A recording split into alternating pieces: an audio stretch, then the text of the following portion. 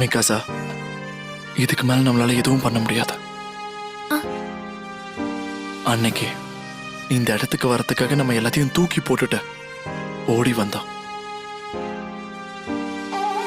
இங்க இருந்து போயிடலாம் மிகாசா. எனக்கு மிஞ்சிருக்கிற இந்த 4 வருஷத்தை நிம்மதியா வாழ்ந்துட்டு போயிடலாம். நம்ம 2 பேருக்குன்னு ஒரு உலகம், அதுல நீயும் நானும் மட்டும். இதெல்லாம் நீ தானே என்கிட்ட சொன்ன மிகாசா. இது உன்னோட ஐடியா தானே?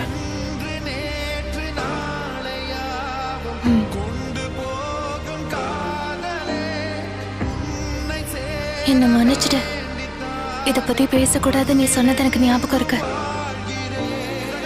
எனக்காக நீ ஒரு சத்தியம் பண்ணி கொடுப்பியா மிகாசா? நாளைக்கே நான் இறந்துட்டா இந்த ஸ்கார்ஃபை தூக்கி போடுறேன். நான் இல்லைனாலும் சுதந்திரமாவும் சந்தோஷமாவும் வாழணும். நீ உனக்குன்னு ஒரு வாழ்க்கையை வாழணும்.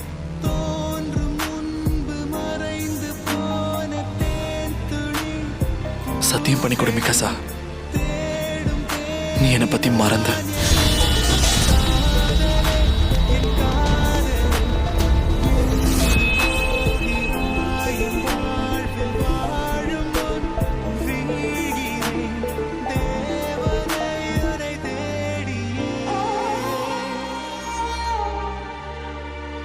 நான் உன்னை அப்புறமா சந்திக்கிறேன் எரன்.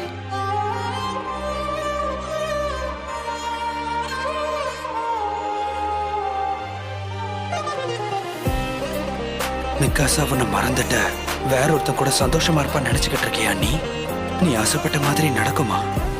மிகாசாவோட ஃபீலிங்க பத்தி நீ கொஞ்சம் கூட புரிஞ்சுக்கவே இல்ல. உனக்கு என்ன தோணுது? உன்னை லவ் பண்ணதுக்காக தான் அவ அவ்வளவு பெரிய ரிஸ்க் எடுத்திருக்கா. அவ வாழ்க்கையில வேற யாருமே கிடையாது. அந்த மாதிரி இருக்கிற ஒரு பொண்ணு கிட்ட போய் என்ன மறந்துடுன்னு சொன்னா எல்லாம் முடிஞ்சிருமா?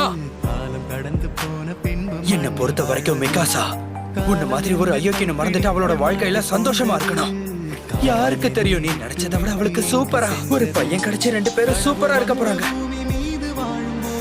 இல்ல இல்ல, அப்படி நடக்க கூடாது. மிகாசா இருந்து கடைசி வரைக்கும் காதலிக்கணும்.